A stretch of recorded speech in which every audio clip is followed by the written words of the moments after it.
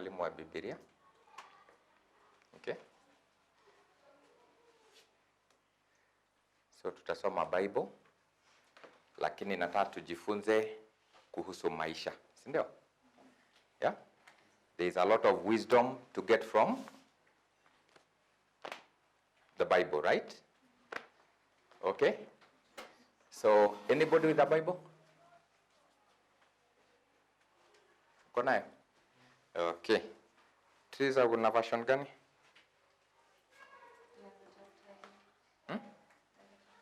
Sawa, tutasaidiana. Nataka tujifunze kuhusu authority and responsibility. Authority and responsibility.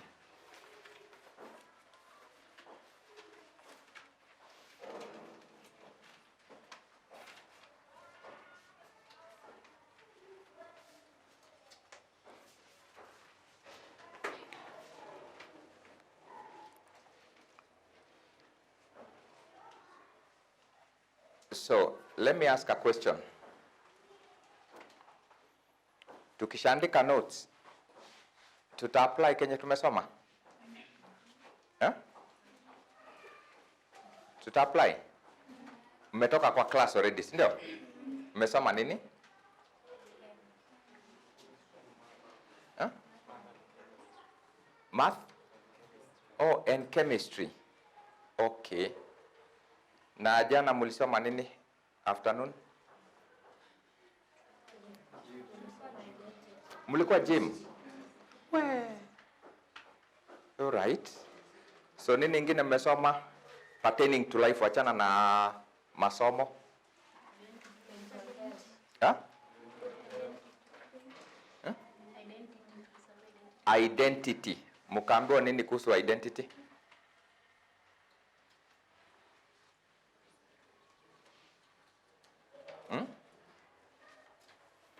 Moja niambie kenye mulisoma kuhusu identity.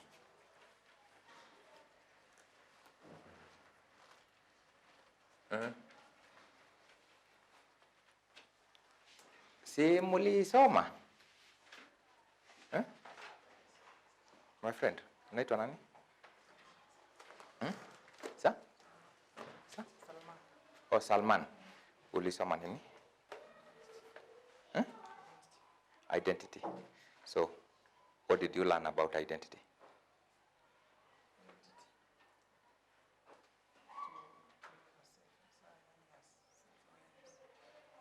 Nasikia hapa nyuma. Nyuma hasikia. To be yourself. To be yourself. Sawa. Na wewe? To accept the way God created you. Identity. Yes. And the young man, unaitwa nani? You are a girl. Okay. Sawa. Ulisoma nini?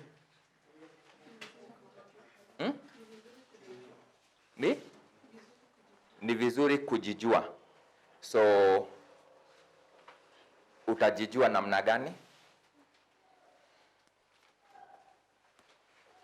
Mimi ni mwalimu, kwa hivyo naweza anza na maswali, si ndio? Kwa sababu mkiandika notes alafu muende tu na kenye nimesomesha kwa notes, sitakuwa mbaya. So nataka kuelewa kama mlishika kitu ni jana mlisoma. So utajielewa namna gani? Utajijua namna gani?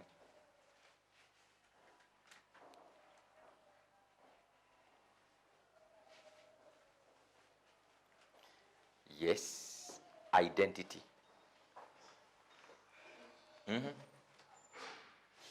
What did you learn?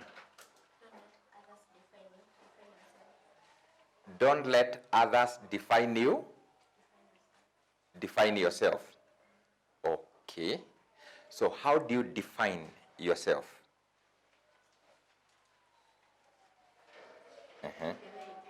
Yeah? The way you look, the things you do, The way you look, the things you do. Yes, sir.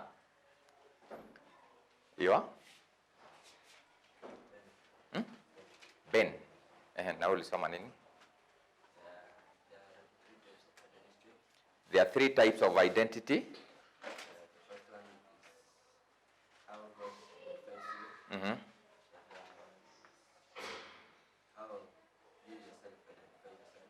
The way you identify yourself, the way God identifies you. And how others identify you. So where do you settle?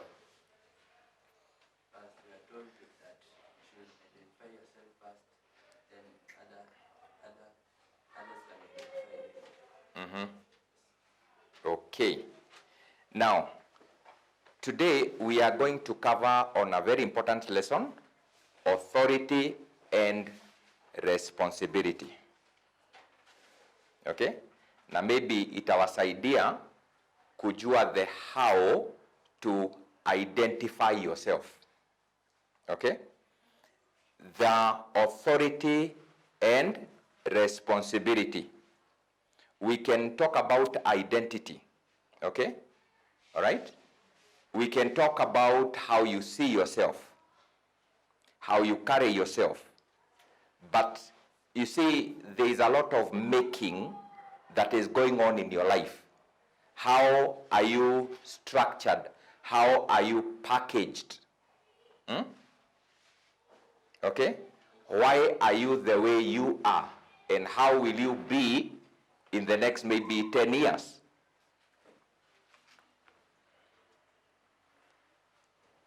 Tunashika. Everybody starts where you started. Everybody.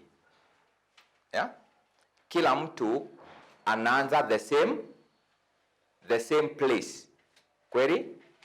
Kuna mtu uzaliwa na dola kwa mkono. Wote wanazaliwa the same. But they don't end up the same, right? Sindio? So people take different path in life that identifies them. Okay? You will be identified by the path you will take in life. Nashika? Ile mwelekeo utachukua katika maisha, hiyo ndio itakupa identity. Unaweza ukaitwa Steven ni jina yako. Hiyo by the way hiyo haiku identify, si ndio? Yeah? Tunaweza kuwa na Steven mwizi na tunaweza kuwa na Steven Roya, si ndio? Are the identity the same? Lakini wote wanaitwa Steven. Kweli? So the path you will take in life will shape the who you become. Alright? Each one of us, Mungu ako na mpango mzuri. Okay? A very good plan. Each one of us, you have a potential. Okay? You have opportunities. Lakini the path you will take will give you an identity. Nashika? Are you getting it? Nikiwa, I'm just introducing the lesson, sawa? Tutaweza kuelewa where we are going. Ukiwa wewe ni uko kwa hospitali, unadunga watu sindano, unaandikia watu madawa, kuna mtu anaweza akakuja akakuita mechanic. Yeah? Kwa nini? You cannot identify me as a mechanic.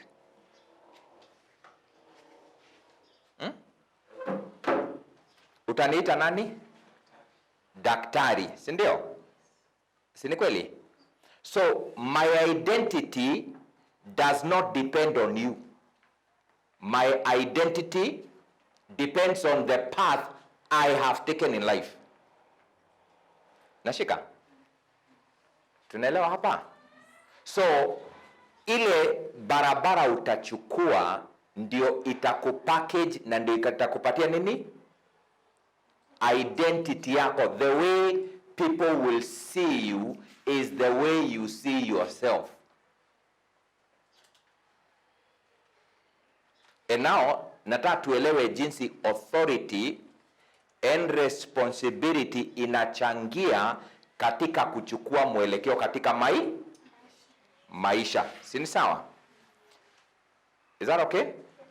So when we talk about authority, what are we talking about? What is authority? Somebody to define for me authority. How do you understand authority?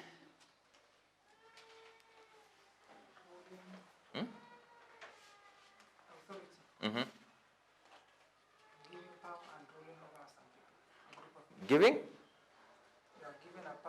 You're given power to rule over a group of people. Okay? Another one. Authority. Authority is the mandate you're given over something. The mandate given over something or someone. Yes, sir.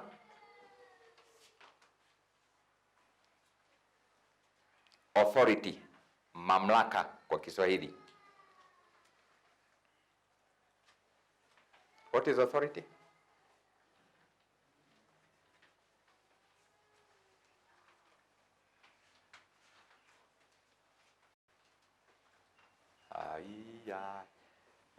Kule nyuma. Mano? Authority ni nini?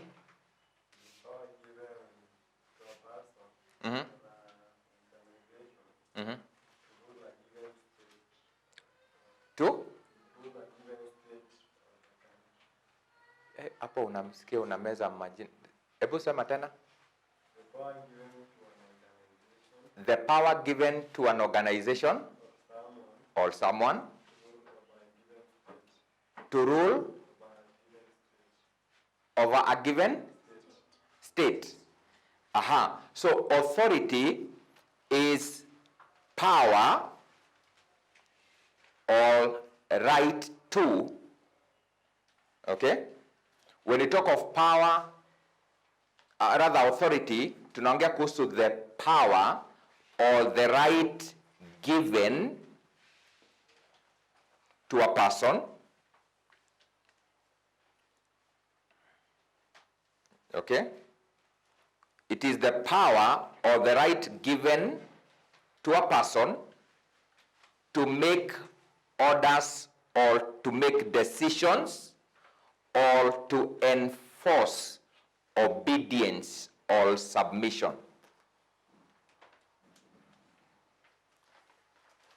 Authority is the power or the right given to a person or to an institution to give orders, to make decisions, and to enforce obedience or submission. That is authority.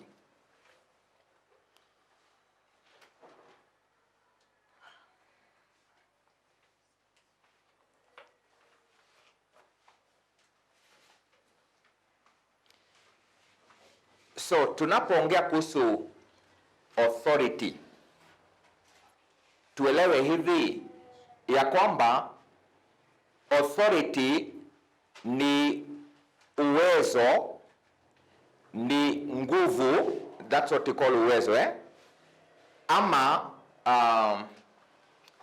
the right to, yeah? Uko na haki ya kufanya decisions, una haki ya kuelekeza, okay? Na pia uko na haki na uwezo wa kutiisha ama rather to enforce obedience. That is what we call an authority. Are you getting this? Tuelewe authority kwanza ni nini? Where do you get the authority from? But then, do you have authorities? You. Do you have authority? Huh? Uko na authority? Nani ako na authority hapa? Haya. Hamuna authority?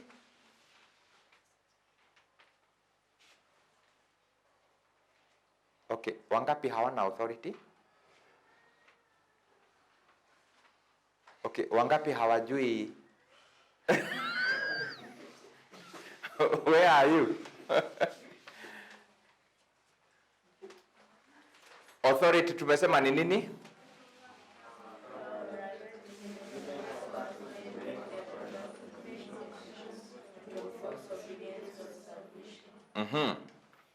Authority is delegated. You get authority from those who have authority, all right? You don't get into the bush and come up with authority.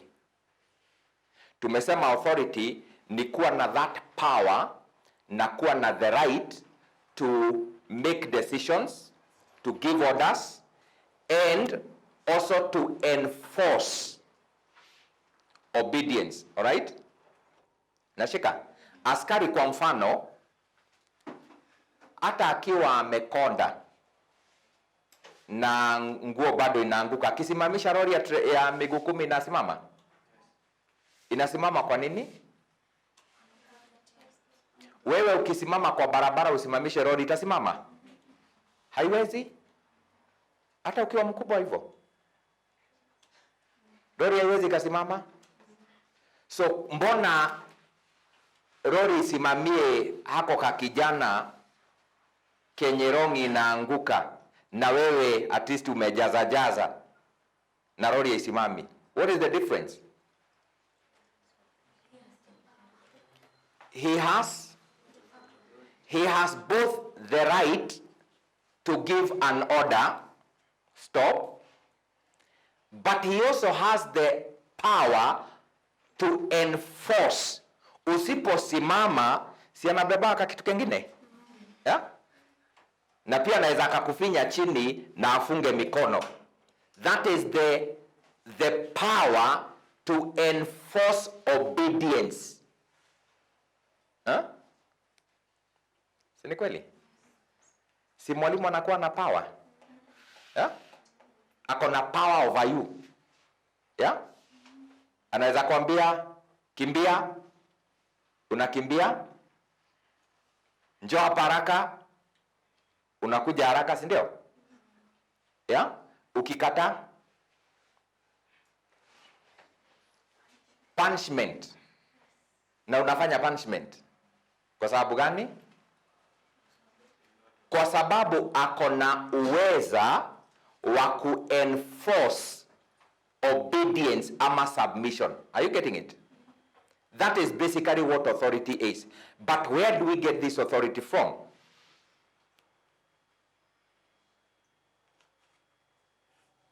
Authority comes from submitting to those who have authority. All right? You don't get authority from the bush. Authority is delegated. Okay? Nashika? Authority ni kupeano. Kama sahi, tukisema pengine hii ni darasa, naweza chagua my brother hapa niseme, wewe ndio utaandika noisemakers. Alright? Na mtu akipiga kelele sana, unamtoa nje. Si atafanya hivyo? So, that is delegating authority. Alright? Tunashika up to that point.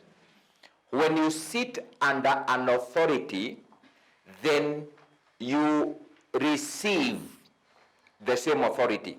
Na nitawapa example na wanajeshi ama askari. Raia anapochukuliwa kwa jeshi, yeye ni raia, si ndio? So what happens? Anaenda chini ya mamlaka ya wanajeshi. You submit to the authority of the institution. You understand? Ukisha submit pale unapewa kitu inaitwa training. You are trained. Okay? You are taught how to operate within that authority. Kipatiwa bunduki, unaambiwa hii ni bunduki inafanyaga hivi. Alright? Unaitumia wakati huu na ina sheria zake. You get the point? And you are given a training. Baada ya kuhitimu training, baada ya kuhitimu the training, unatoka ukiwa umebeba mamlaka, uko na authority in that institution. You understand? You can be able to order some people, you can be able to enforce. Why? Because you have submitted to an authority and you have acquired an authority. Are you getting me? Now, authority is tied to knowledge and skills that are impacted in your life. Authority is tied to knowledge and the skill sets that are impacted in your life.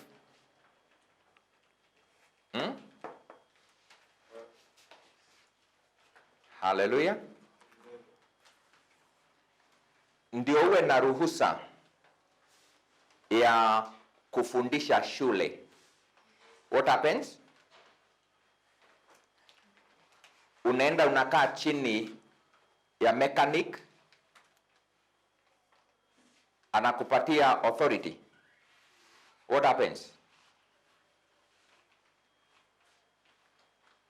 Unakaa chini ya mwalimu, si ndio? Alright?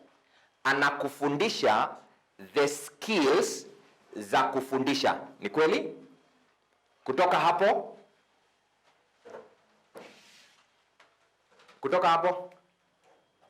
you're able to teach, isn't it?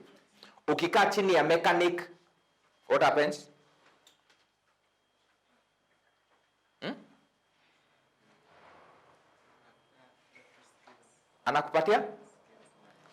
Anakupatia skills za kutengeneza gari.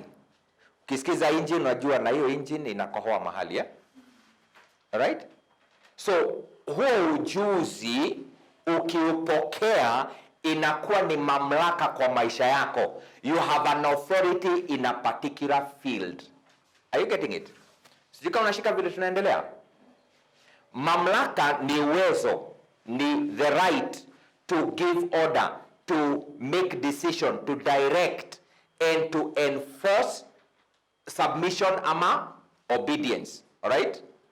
This authority is acquired by submitting to one who has authority. Are you following? If you sit under someone who has an authority in a particular field, then authority is transferred to you. You can be able to operate in the same authority. Ukikaa chini ya polisi, okay? Akupatie training, akupatie skills za askari, then unapatiwa mamlaka ya askari. Mmeshika? Ukikaa chini ya daktari, what happens? Una acquire skills za kuwa daktari. Unapewa ruhusa ya kwamba sasa unaweza ukaandikia mgonjwa dawa, unaweza mfanyia operation, unaweza fanya all the other things. You have the right. Wewe saa hii ukashika mtu umwandikie dawa, aende ambiwe hii signature ni ya nani? Ulisema unaitwa nani? Hii signature ni ya Steve. Serikali kuja ikuulize na hii signature ni yako, utashikwa? Kwa sababu gani? hauna mamlaka, hauna authority ya kutibu mtu yoyote. You get the point? So daktari ni mtu tu kama wewe, alright? Lakini amekaa chini ya mamlaka ya utibabu. Okay? Amefundishwa, finally anapokea nini? Anapokea a skill set. Anapokea knowledge in a particular field, and that knowledge, the qualification in a particular field, inafanyika the authority to operate in that field. Are you getting it? Maybe you're wondering, tunaenda wapi na hii authority? You begin to understand how your obedience and your submission to the right authority helps your life and shapes your future. Okay? Tunaelewa? Sahi mko katika stage ya kujaribu kupata mwelekeo wa maisha, kupata identity. So unaangalia kule nje watu wanatembea namna gani, wanatambulika namna gani, you know? Unfortunately, the authority sometimes you sit under is not the authority that will help your future. Okay? Because when you sit under the authority, na tumesema authority is actually the skill set, the knowledge in a particular field. All right? Meshika, aliye na ujuzi fulani katika eneo fulani ana mamlaka eneo hilo. So anaweza akacommand. Okay? Ukikaa chini yake anakuambukiza the skills, anakuambukiza the same knowledge, na unaanza kupata authority in that field. Are you getting it? Now ukikaa chini ya, let's say mwimbaji kwa mfano, ndio? Napenda yupi?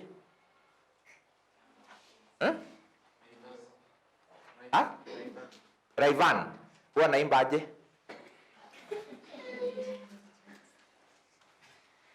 Now, ukikaa chini ya Rayvan, you know, see, what I mean by sitting chini yake, si ati ni, you understand what I'm saying? Ni ile unatambua yale mamlaka konayo katika field fulani, and that authority inaanza kukuinfluence. Okay? You begin to learn. So what happens? Your life inaanza kuwa shaped na mamlaka yake. Unaanza kuelewa? So ukikaa chini ya mtu ambaye mwelekeo wake ni tofauti, utaanza kuchukua mwelekeo huo. Na that's why kama nasag na wewe si nenda hivyo. Na wewe unasag kwa sababu gani? Ana command kwa maisha yako. Unamchukua kama an authority. Are you following? Now the authority you will sit under, that authority shapes your life. Ile mamlaka unakaa chini yake, hayo mamlaka ndio yanakushape. That's how you get your identity. Are you getting me? Tunashika? So at this stage, you don't have authority, right? Sindio? So what you are doing is looking for people that are like celeb. You know, they are recognized in the land, they command a particular field. Okay? And then you begin to learn from them. They begin to speak into your life. They begin to transfer the skills, the ideas into your life, before you realize you already have an identity. Nashika? Either identity itakayo kusaidia kwa maisha ama identity ambayo itakupoteza kwa maisha. Alright? Ukiuliza kila mtu kule nje, kuna mtu alitazama. Kama ni Manamba, aliamka tu siku moja akajipeleka kwa stage. Ilifanyika nini?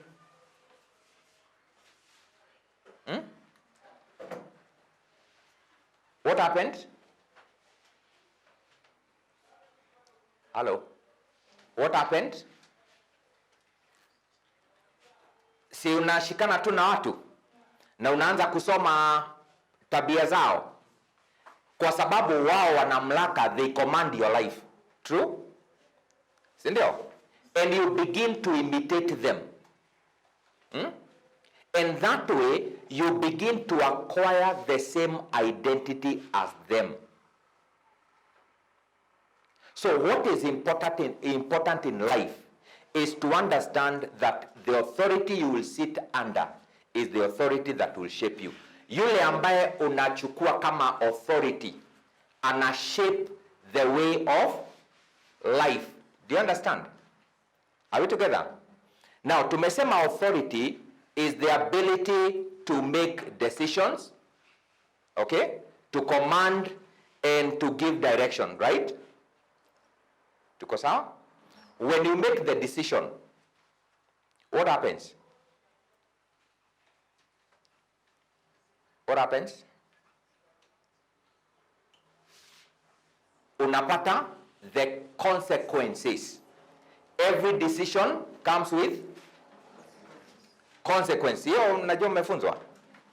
Kila decision ina consequences zake. Okay? Ukiwa mtoto hivi, let's say umekunywa chang'aa.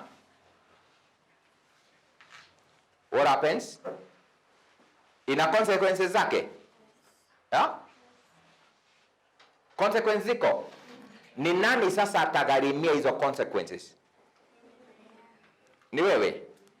Yeah? Ni wewe.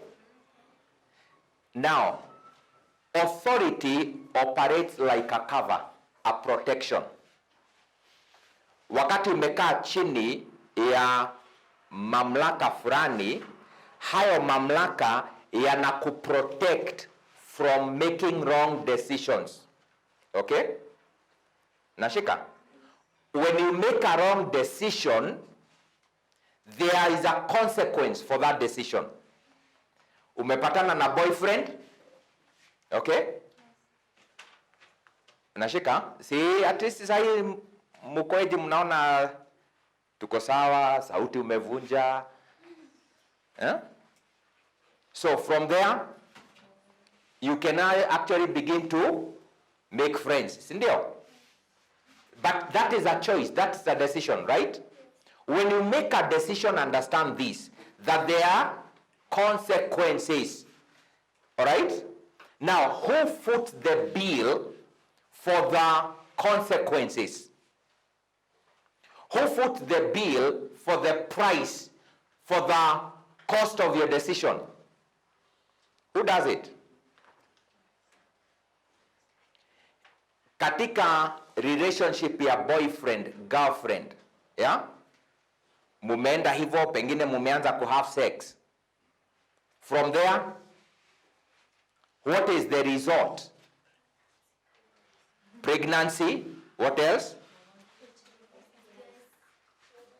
STDs.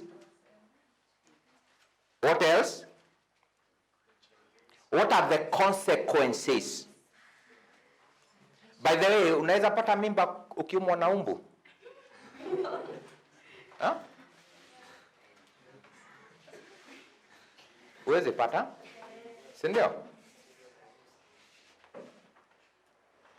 Uweze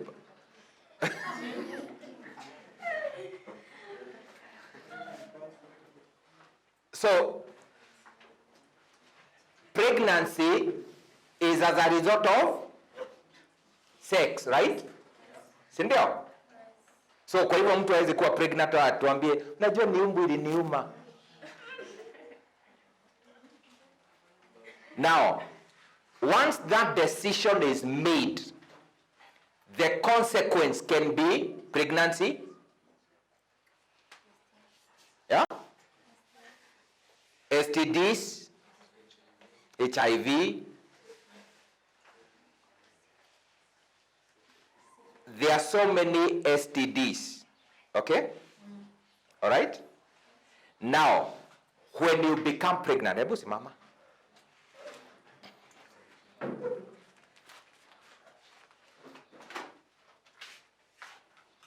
Ukiwa pregnant, si unapata katoto?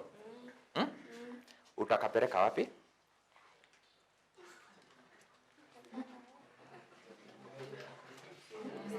Aya, hebu simama.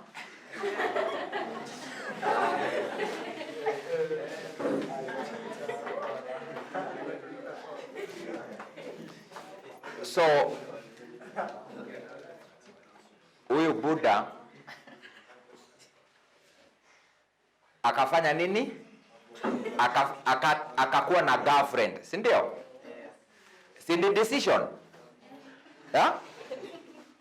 Si ni decision? From there, wanaona ingie tu na hapo kwa giza, wafanye mawili matatu. Kutoka hapo, ye atabeba mimba. Nani atabeba? Ni huyu. So niko na swali. Wakati huyu ameibeba, ataitwa msichana? Ataitwa nani? Mathe. So akiitwa Mathe, naye huyu atabaki kijana. Yeah? Mathe naye ni sini fathe. Sasa niko na swali. Huyu atapeleka mtoto wapi? Kwa mamake. Naye huyu anasoma. Ndivyo mnafikiria? Ebu ambia your neighbor mambo ni different kwa ground.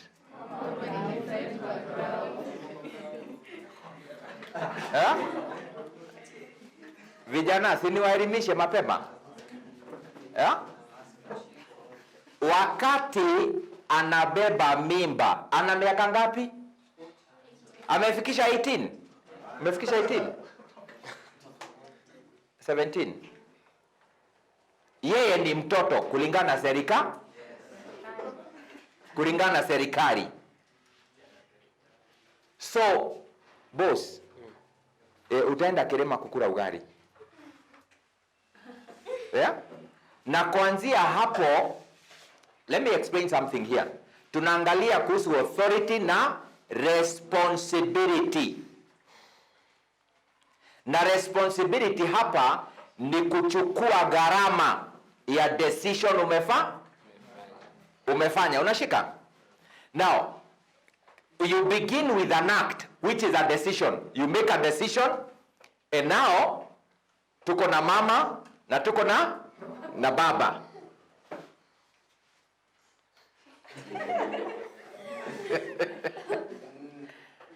Nashika?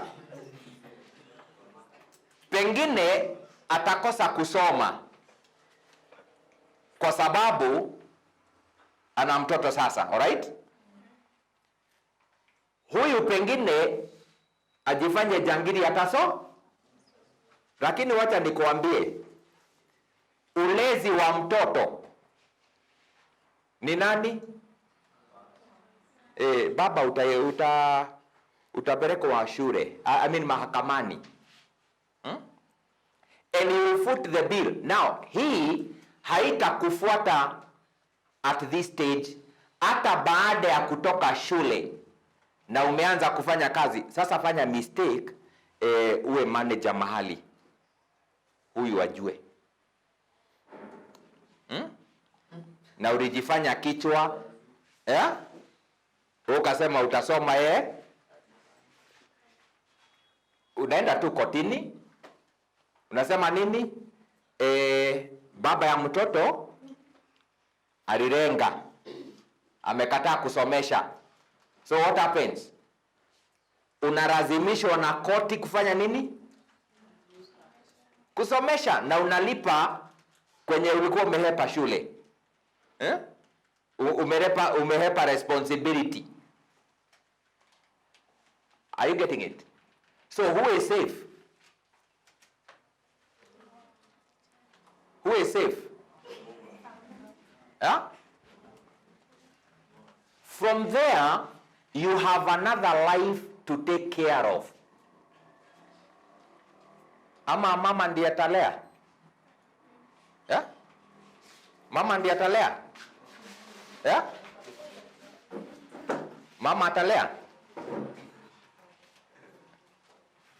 When you talk of responsibility, we are talking of taking rather kuchukua the cost ya decision yako. Okay? Being accountable for the decisions you make. Are you getting me? Tunaelewa? Vijana, tunashika? Responsibility ni kujua hivi ya kwamba when you make a decision there is a cost and you must be ready to meet the cost, to foot the bill.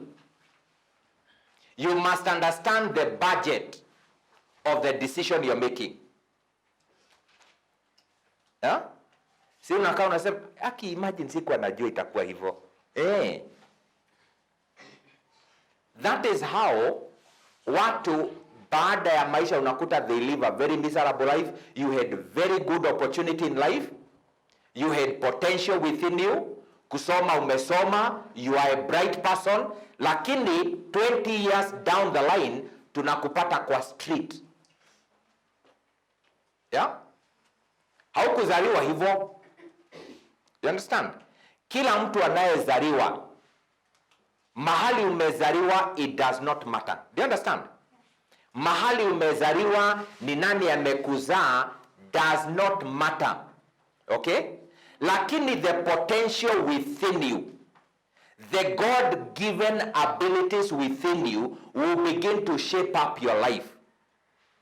But then, when you don't have the right authority over your life to cover your, wakati unataka kufanya decisions ambazo ni foolish, you get corrected, you get disciplined. Okay? If that does not happen, then you end up making foolish decisions in life that end up making your life miserable. Nashika? 20 years down the line, hebu tuuliza your neighbor, utakuwa wapi na utakuwa nini?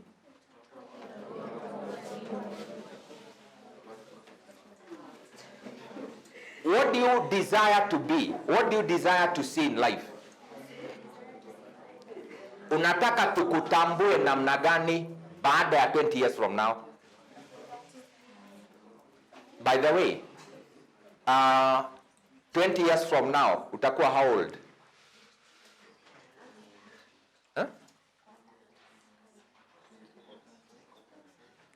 How old are you now?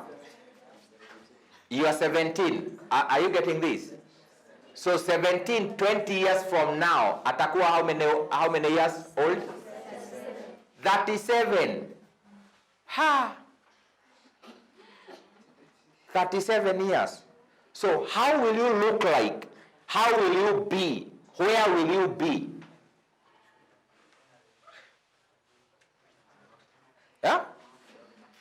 A doctor. That's a good one.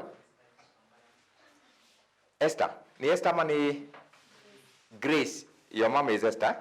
Okay. Una miaka ngapi? 16. Plus 20 years? 36. So 36 years. utakuwa wapi, utakuwa nini, tutakujua namna gani? Because that time is coming. Yeah? That time is, don't sit like this ufikiria ati unajua nitakuwa tu kajango kadogo tu hivi. Yeah? You only need 20 years from now and you're hitting 30, 37. So what will you be? How will you be? Let me see this.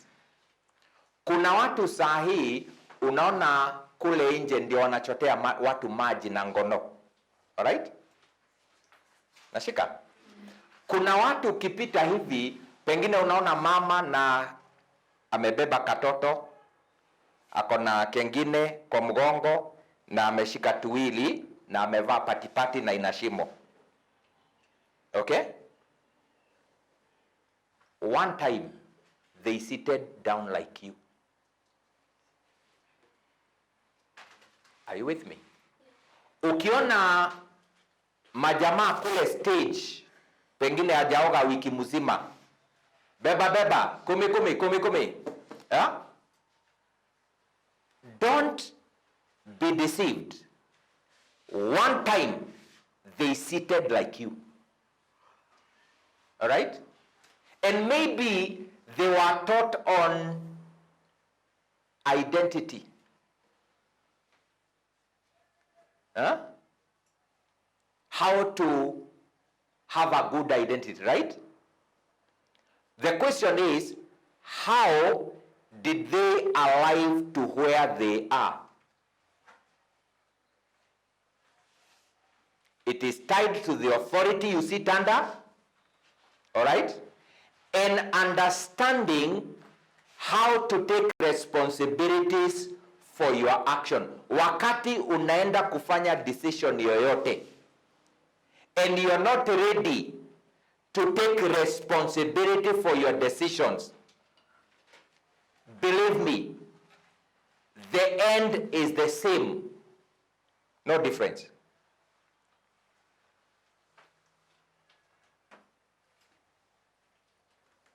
Unashika? Maisha yanashepiwa na zile decisions unafanya. Now, the purpose of authority is to protect the vulnerables. Authority protects. Authority keeps you safe.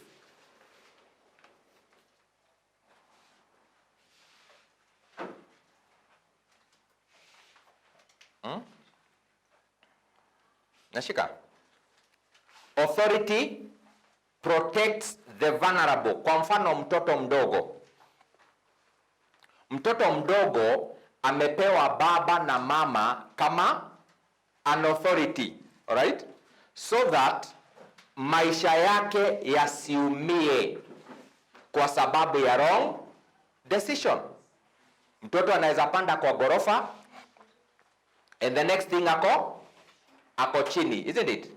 Sasa mzazi anachukua responsibility ya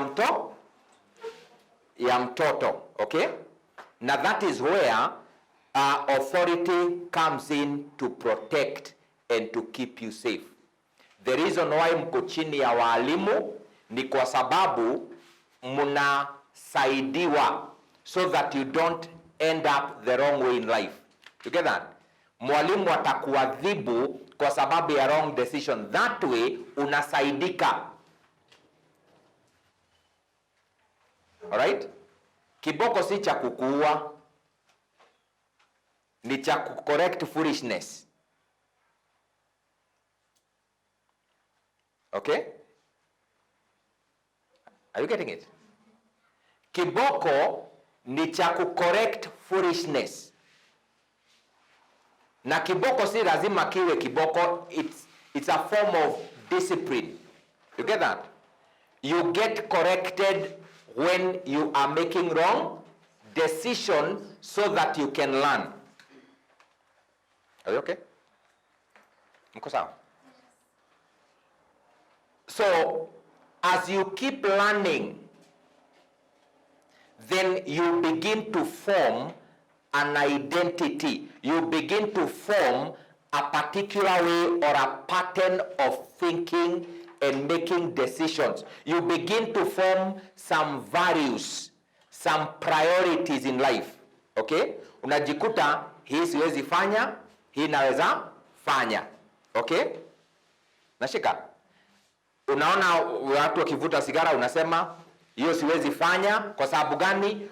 Umeadopt some values, some priorities, umeadopt some kind of knowledge and a pattern in life.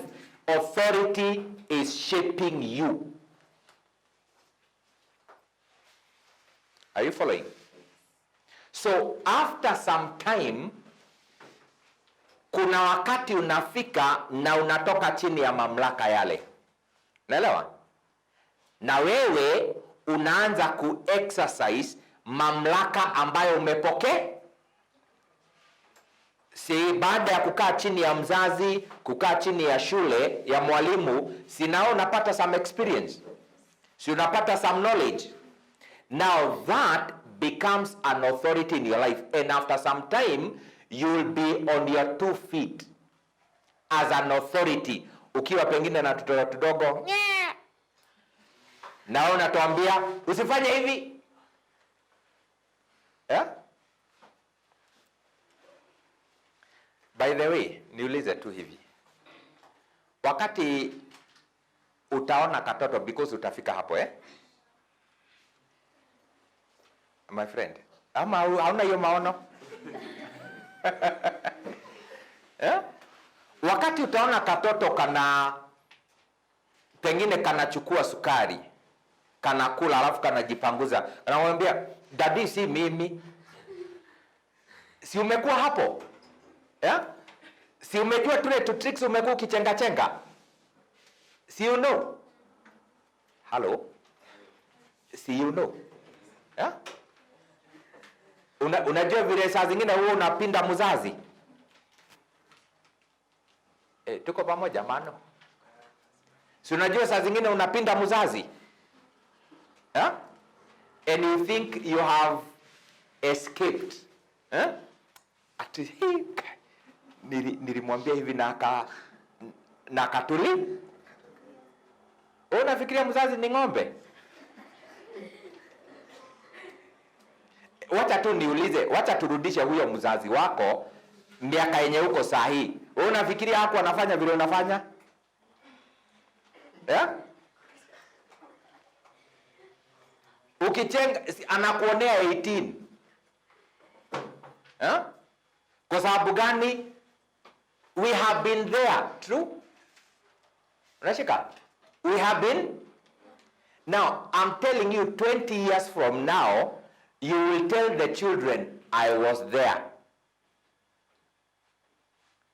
So to tricks, to mashimo, to nini, see, you know. Now that will be an authority. The experience you acquire, the knowledge you acquire will become an authority in your life at a particular point. Right now, uko chini ya mamlaka ya mzazi, uko chini ya mamlaka ya mwalimu, lakini kuna wakati hautakuwa chini ya mamlaka ya mzazi. You will have the right to do what you want. You get the point? Nashika? And at that point, you will have others under you that you command, direct, and enforce obedience, right? Are you getting it? So right now you are acquiring authority. You are acquiring skill set, experience, wisdom. Hallelujah. Tunashika? And elewa hivi, kile unasoma ni cha kukusaidia to make the right decisions in life. Kwa sababu ukifanya decision, kuna kitu inaitwa responsibility. Okay? Nashika? So mzazi saa hii anakuchunga, anakuprotect. There are choices you may want to do. Mzazi anakuambia sitaki hiyo. Alright? Saa zingine unafura, lakini at the end of the day you don't know the pit you have been saved from. Hako ka boyfriend sitaki kukaona hapa. Buddha understand. Si ku understand understand, ana understand kukuriko. He can see the cost of your decision in full, while you can see the cost of your decision partially, partly. Maybe unaona tu nini, unaona by the way?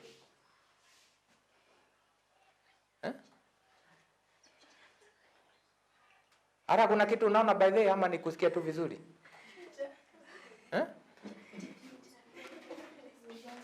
Tu kwanza akiniita bei,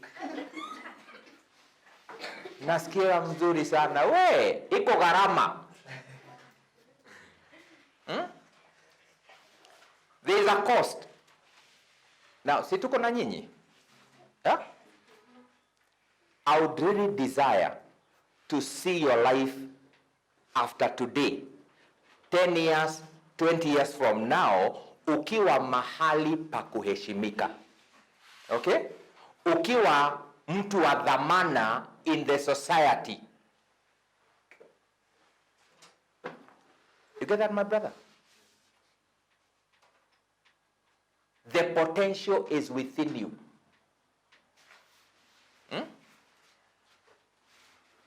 Nashukuru sioni watu wakiandika, because most of the time when you write unaacha kenye umesoma wapi, but I'm talking to you.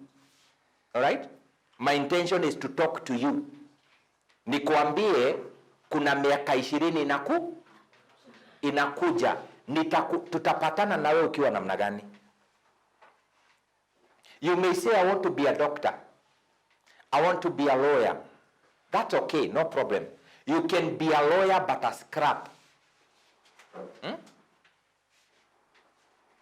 Uende umalize uwe lawyer, lakini values ambazo ulibeba kutoka hapa na pale kwa waimbaji, sijui kwa nani hivi, hizo value system zinaweza kosa kusaidia katika maisha, because grade ya shule is not everything. Are you hearing me? Grade ya shule unaweza pata A, okay, na uwe useless kwa maisha, because A does not shape life, decisions shapes life. Hiyo nataka muelewe. The way you make decisions is very important, and that is where the authority ya mzazi, the authority ya mwalimu become helpful, kwa sababu kuna vitu zinatemiwa, kuna vitu zinakatwa, kuna vitu zinakuwa chopped off by the authority, not the marks. By the utundu ni marks. Unaweza kuwa na A na utundu. A ikupeleke kwa ofisi, utundu ikutoe kwa ofisi. Unaonaje? If you're not honest in life, if you're not honest in life and you have an A, si A itakuleta kwa ofisi? Dishonest itafanya nini? Itakutoa kwa ofisi. Nashika? So, honesty unapata shule? Yeah? Where do you get honesty from?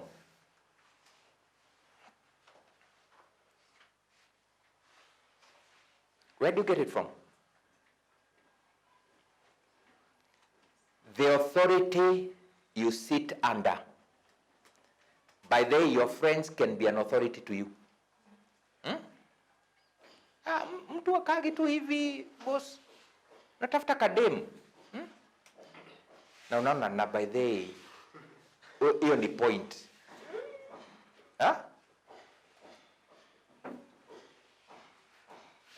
Are you getting it?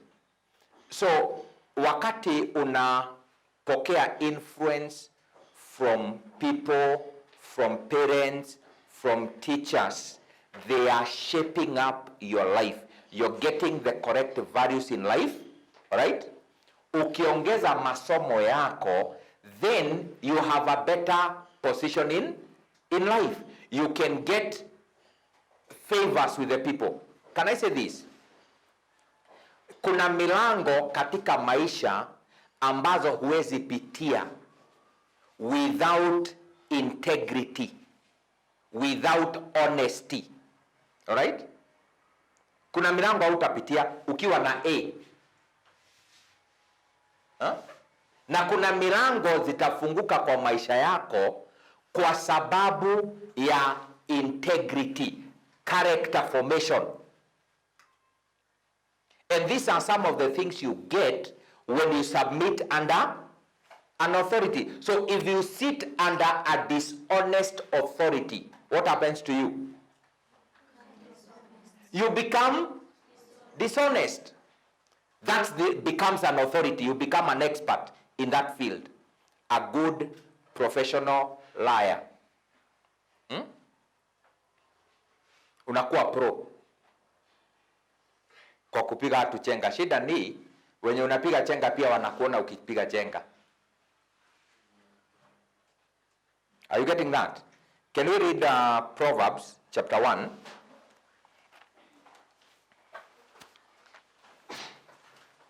Proverbs chapter 1.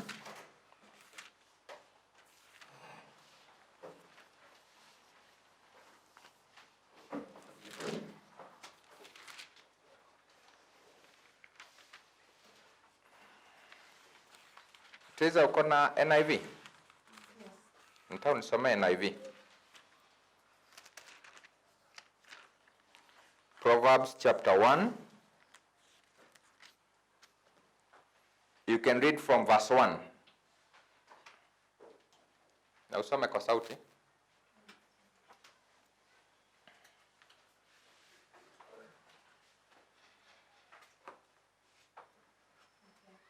Are you there?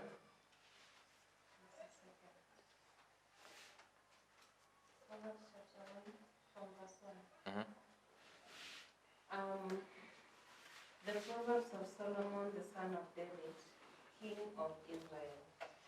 To know wisdom and instruction, to perceive the words of understanding, to receive the instruction of wisdom, justice, and judgment, and iniquity. To give subtlety to the simple, to the young man knowledge and discretion. A wise man will hear and will increase learning, and a man of understanding shall attain unto wise counsels. To understand a proverb and the interpretation, the words of the wise and their dark sayings. Hebu komea hapo. A wise man will hear and increase learning. Okay? A wise man will hear and increase learning. Tuko na verse 2. Some verse 2 tena. Verse 2 says, to know wisdom and instruction, to perceive the words of understanding, to receive the instruction of wisdom, justice, judgment, and equity, to give subtlety to the simple, To give subtlety or prudence to the simple, to the young man knowledge and discretion. to the young man, wisdom will give you knowledge and discretion. Okay? Let's go to verse 8. Says,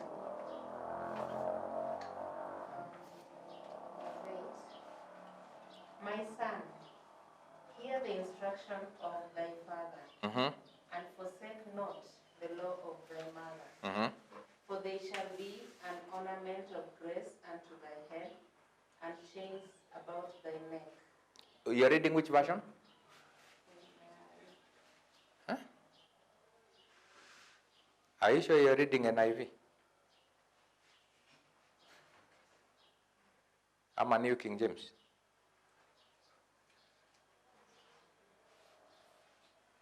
Or King James. Huh? King James version. Nilikuwa nataka NIV. Niko na King James na message. A message. Hebu tusome message verse 8.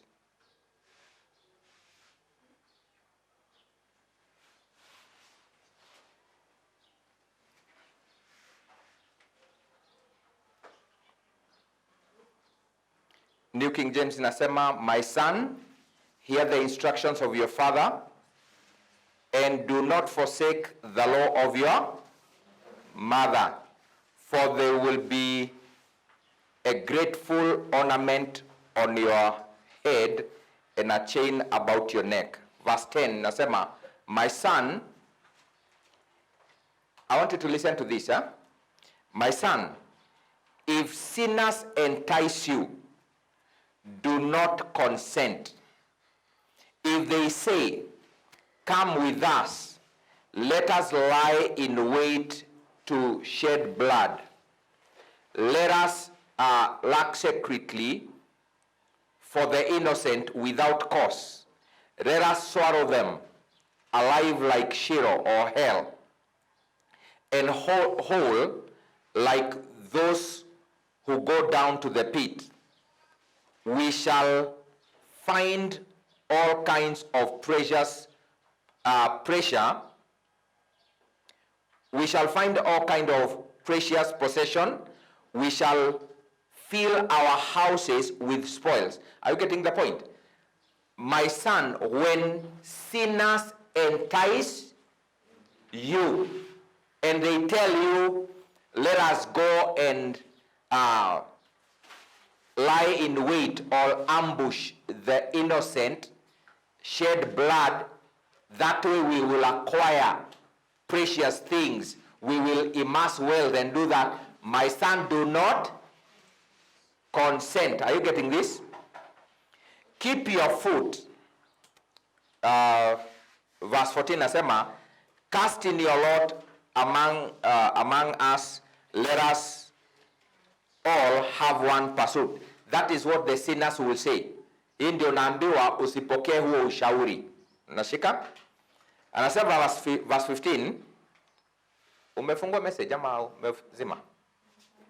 My son, do not walk in the way with them. Do not walk in the way with them. Keep your foot from their path. Ni wagani hao? Hebu soma message. Let's read verse 10, then go to verse 15. My child, if sinners entice you, turn your back on them. If sinners entice you, turn your back on them. All right? Verse 11, they may say, come and join us. Let's hide and kill someone. Let's hide and kill someone. That's what they may say. Just for fun. Let's ambush the innocent. Let's swallow them alive like the grave. Let's swallow them whole like those who go down to the pit of death. Think of the great things we'll get. We'll fill our houses with all the stuff we take. Come, throw in your lot with us. Well, we'll all share the loot. My child, don't go along with them. Stay far away from their paths. They rush to commit evil deeds. They hurry to commit murder. Yes. If a bird sees a trap being set, it knows to stay away. But these people set an ambush for themselves. They are trying to get themselves killed. Such is the fate of all who are greedy for money. It robs them of life. So, when you are setting up evil for the innocent, then you are setting it for yourself, right? Okay? So when the evil tell you let's go and do evil, unaambiwa namna gani? Do not consent, turn your back from them. You get that? Don't agree with those who look for what to gain at the expense of other people. Nashika, are you getting this? Anytime you get people, friends around you, and they want to influence you to do harm on others so that you can gain from them, okay? Do not consent. Don't walk in their path. Don't walk in their way. Are you getting me? Ukikubali an evil person influence maisha yako. Alright? Ukikubali an evil person, ukikubali a greedy person, ukikubali mtu ambaye hana shida kuumiza watu wengine ndio ajifaidishe, kama huyo mtu atakuwa mamlaka kwa maisha yako, then you will end up in a similar destruction as them, because that way, that path does not end up anywhere. They set up traps for themselves. Maisha ya kuumiza wengine ili ujifaidishe, maisha ya kutumia wengine ndio ujifaidishe, hayo maisha situjiepushe. Yeah? Are you with me? So when you have people around you, when you have friends that you have allowed wa influence maisha yako, and their value system is corrupted, is rotten, then 20 years from now, then you will have seen how they will have participated in shaping your life. Usione maisha tu hapa. Okay? Nashika? Are you getting it? Usione maisha leo tu, kuna kesho. Okay? Kuna 10 years, kuna 5 years, kuna 20 years. How will you be? Don't consent with evil authorities. Don't consent with evil influences. Kama mtu ni pro katika uovu, jameni, usikae chini yake. Are you getting me? Kuna watu they are expert, they have authority in the area of drugs. Ukimuuliza, by the way, kabangi naweza toa wapi? Anajua iko wapi. Nikitaka kunywa kanini?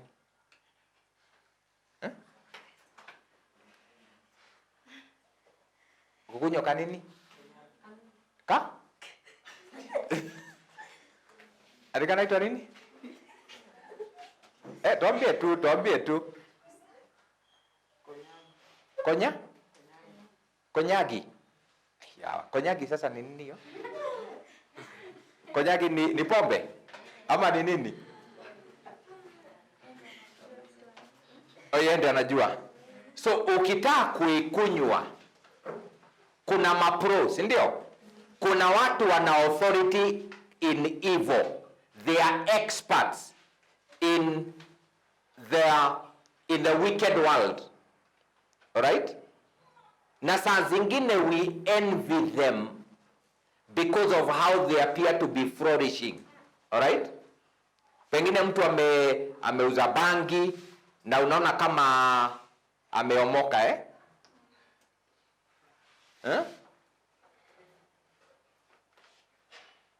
Depending na kuomoka ni una define namna gani. Kama so and so unaona anafuatwa na tusichana, nasema unauliza nini anafanyaga? kwambia unatembea ukiwa umesag, umefanya nini. So what you do is that you submit to that wicked authority, and that authority begins to influence your life. But remember, we have 5 years, we have 10 years, we have 20 years. How will you be? Na nikasema hivi,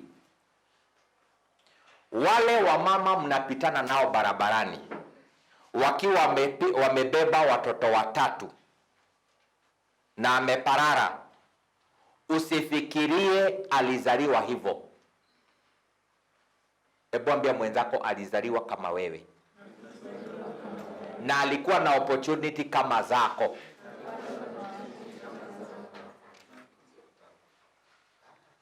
Are you getting me? But somewhere along the path, they allowed an influence that is not correct. Okay?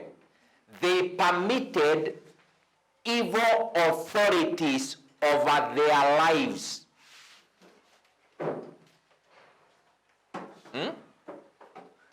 Unashika? They permitted an evil authority, especially mukienda shule. Yeah? Nakuta kuna wale magang readers wanakuambia usipofanya hivi tutaonana jioni after preps. That is an authority, isn't it? Sindio? Yeah, it's an authority able to make decisions and to enforce. Are we together? So when you submit to such authority, then that authority makes you. Once you allow an evil authority to influence your life, believe me, that life 20 years from now will not be the way you think.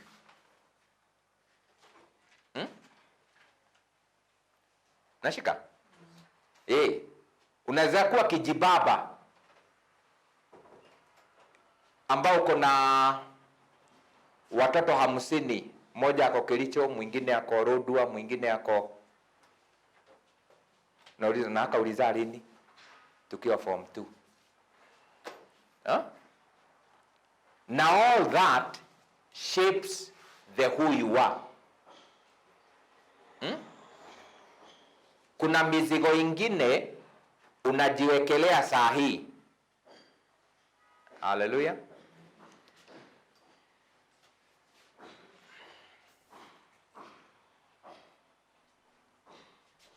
Okay. Go sawa?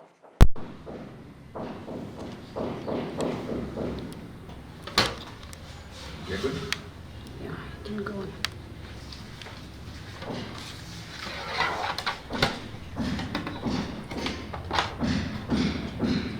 Bwana asifiwe. I'm winding up. Kuna mambo ama kuna decisions unaweza fanya leo ambazo gharama yake itaandamana na wewe 5 years, 10 years down the line. Unashika? So when you allow an evil influence, an evil authority over your life, then the responsibility will be on you and the cost inaweza kuwa unbearable. Okay? Ukiona watu wanaokota makaratasi, wengine ni manamba, wengine they have very good grades.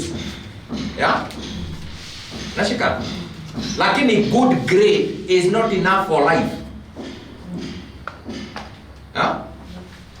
Good grades is not enough for life. You need some virtues, and these virtues you acquire from the authority you sit under. Unaelewa?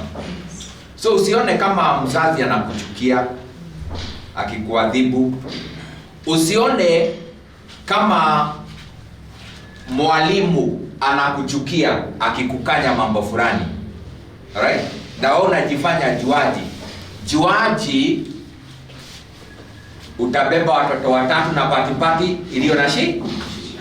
Hiyo ndio gharama ya kujaribu kudodge authority. Authority is there for your safety. Do you understand? And when you grow up, it is important that you acknowledge and you respect the authorities that God places over your life. It's very important. It's for your own protection, for your own safety. And know this, that there is time for everything. Yeah? There is time for everything.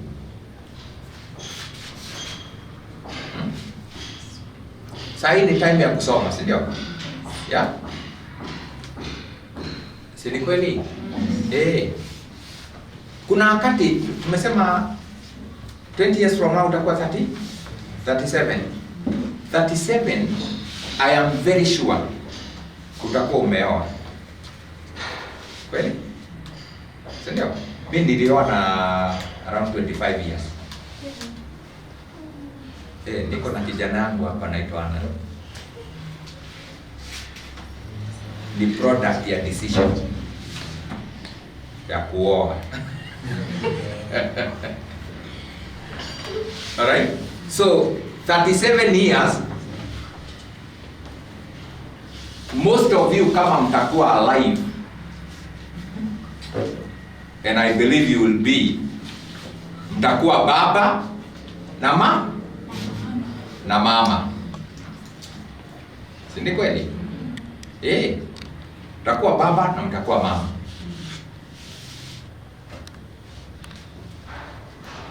So utakuwa na tutoto ambato unaelekeza. So your life will take the course that you take. Okay? So mambo ingine isikusumbue saa hii. Wakati huo ukishaoa, ukitaka sex asubuhi saa 6, saa 7, si utakuwa nayo? Si ndio?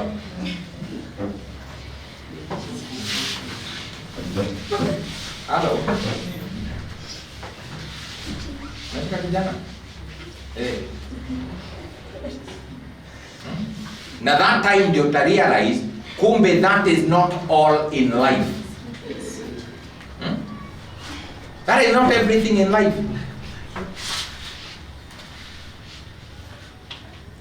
Wangapi walikula jana?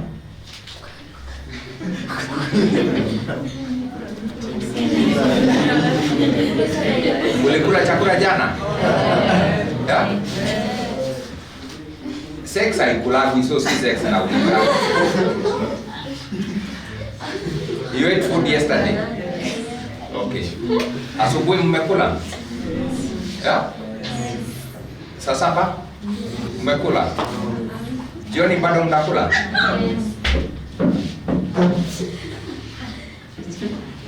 So for the last 17 years you have been eating.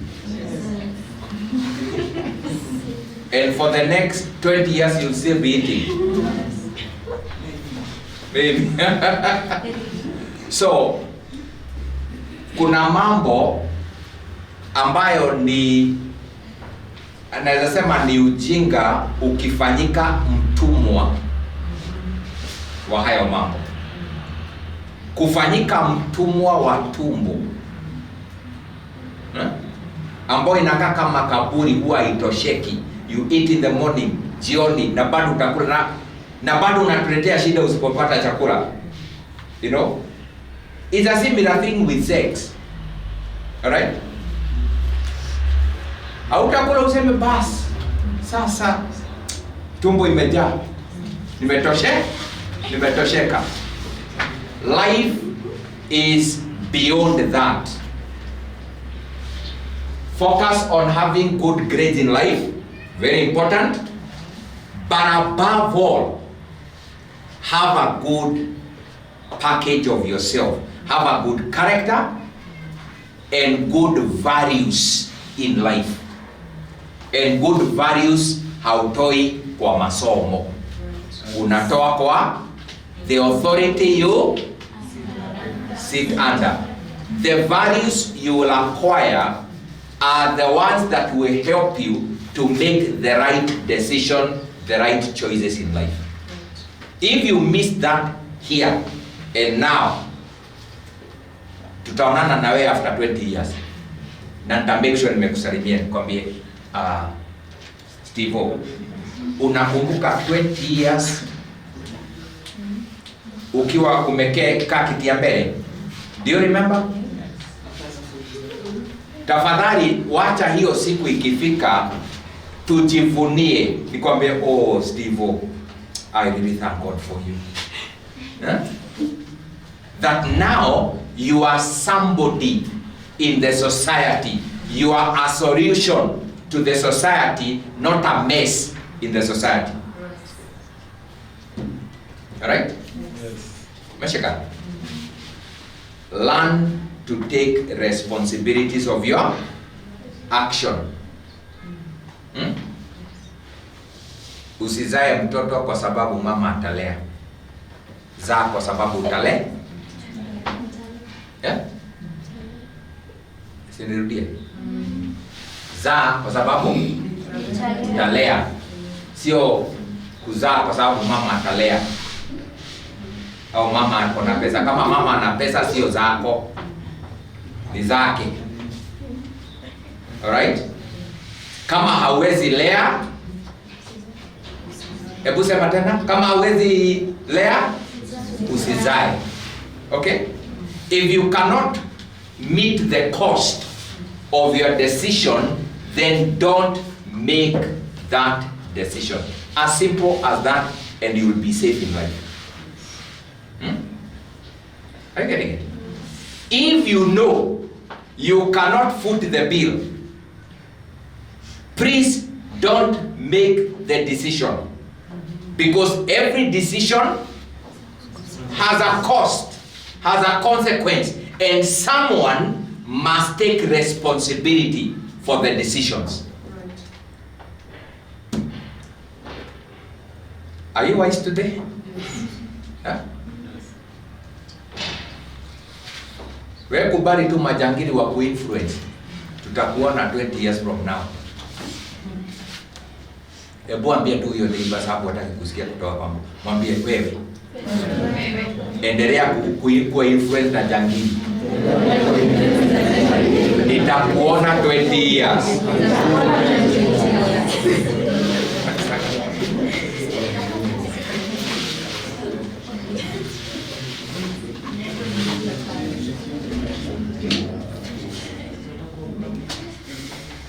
Lastly, can I say this? Mahali umezaliwa, mwenye amekuzaa, okay, does not really define where you're going. Mahali umezaliwa, mwenye amekuzaa may not necessarily dictate your future.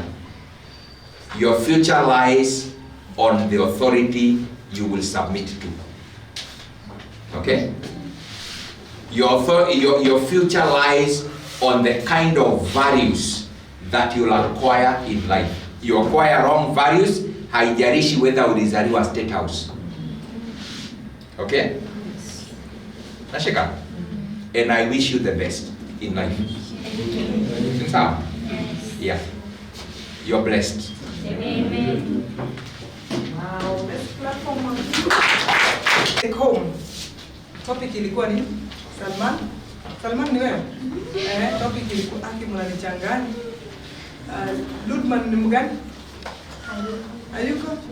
Salman, topic ni nini? What have you picked? Authority. What about authority?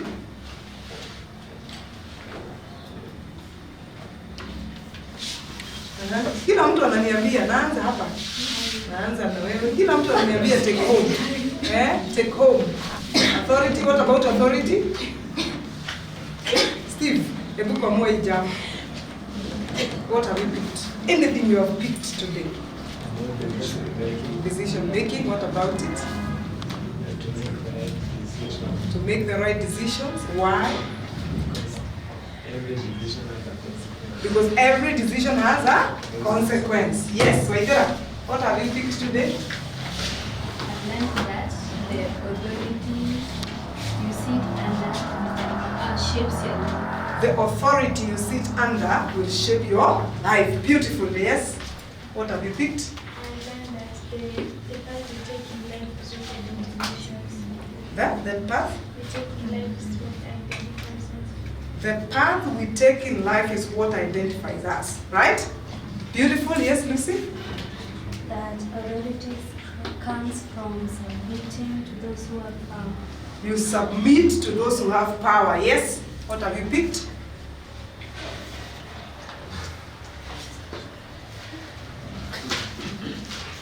Authority is like the knowledge and the skill set in you. Say that again. Authority is tied to knowledge and the skill set in you. Oh, authority is tied to knowledge and the skill set that you have. Beautiful, yes? Authority protects the vulnerable. Authority protect the vulnerable. Wow, beautiful lessons there, yes? You shouldn't make decisions that you can't. Decisions that one will. Say that again. You shouldn't make decisions that one day will ruin your life. Oh, don't make decisions that one day will ruin your life. Beautiful, yes? We get values from the authority to sit. We get what? Values. We acquire values from the authorities we sit under. Beautiful work, yes? Maureen? Decisions and shape my future life. Decisions zenye una make ndio zina shape your future life. Beautiful, Maggie? Authority can whenever you make authority, you make a good character. Kupitia authority they're able to shape a good character within you. Yes, Emanuela. Beautiful. You should take responsibility of your action. Yes. Be wise in making decisions. Model. Authority serves the purpose of protecting the vulnerable. In this case, who are the vulnerable? Who are the vulnerable in this case? Sisi. Children, youth, persons with disabilities, the aged, watu ambao wako a vulnerable person ni mtu mwenye anaweza takiwa advantage of. Alright? For you as young people, somebody can take advantage of you. A teacher, your parents, a role model can take advantage of your naivety to mislead you. So, but when you have an authority that you sit under, atakwambia pana, hiyo barabara Martha atakupeleka staki. Si ndio? Beautiful, yes? The authority that you sit under is what will define your future. The authority that you sit under defines your future. Beautiful, yes? Authority is impacted through the authority that you tend to sit under and learn from. The authority you sit under, you're able to learn from them and they're able to impact the value systems in your life. Beautiful, Sarah. The person who gave birth to you, not determine the life you live. The person who gave birth to you do not determine the life or who will become in future. So, you know, some of us here, we know ourselves, we are coming from background ambazo, not everybody wants to be that kind of a background, you know, but that one doesn't determine where you are going, because your life is in God's hands and God has given other people authority over you to guide you through the course of this life. Yes, Anand? Before making a decision, you should look at the cost and the consequence. Beautiful there. And Asama, before you make any move, any action, any decision, please count the costs and the consequences. Beautiful. Gift. You can only get authority by sitting under someone who has authority. You can only get authority by sitting under somebody who has authority. Beautiful there, yes? Life is shaped by the decisions you make. Life is shaped by the decisions you make. My friend, what's your name? Bernard, yes. You should not get influenced in evil authority. You should not be influenced by evil authority. Good. Amesema yako? Sema yako. Authority keeps us safe. Authority keeps us safe. Mwalimu, umeona kazi umefanya? Aha, authority keeps us safe. Yes. We acquire skills and knowledge from the authorities. Wow, we acquire skills and knowledge from the authority we sit under. So if you sit under an evil authority, una pick their values, you know? Una pick their skills, una pick their corrupt mind. Yes, beautiful, yes. Potential and God-given ability shapes me and not my background. Wow, the potential, the God-given ability, they shape your destiny and not your background. Beautiful, yes. Walikuwa umesema? Umeongeza? Authority comes from people who have power. Beautiful. Wewe tulikuwa tumemalizana? Rodi niambia yes,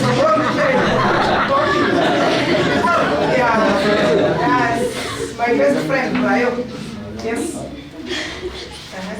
Umeshika nini? Sema hata kwa Kiswahili nitaitafuta. Yes. So every decision you take, you should be able to take responsibility. Is it? Beautiful. Yes. Sorry. Every decision we make have its own consequences. Sitoki hapa mpaka unipe kitu. At least one line. Wewe ndio una presenting yuko kwa gym. Hebu niambie Kenya. Kama umeona Biblia ukashtuka kwanza. This is a Christian. Umeshika nini?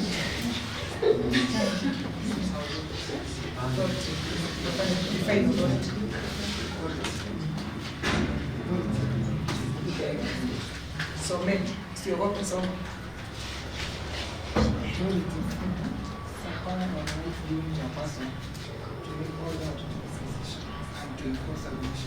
Aha. Sema tena ndio sema moja moja na mimi nikiamplify. Unajua mimi niko na amplifier kwa tumbo. Read. Authority is authority is power or rights given to a person to make orders or to make decisions and to enforce submission. Nice, you're doing so well. So thank you so much. At least nimesikia kama nilikuwa part of this class. Thank you so much, mwalimu. That was a very impactful session. Nimesikia kila mtu amebeba something. They're very good teenagers.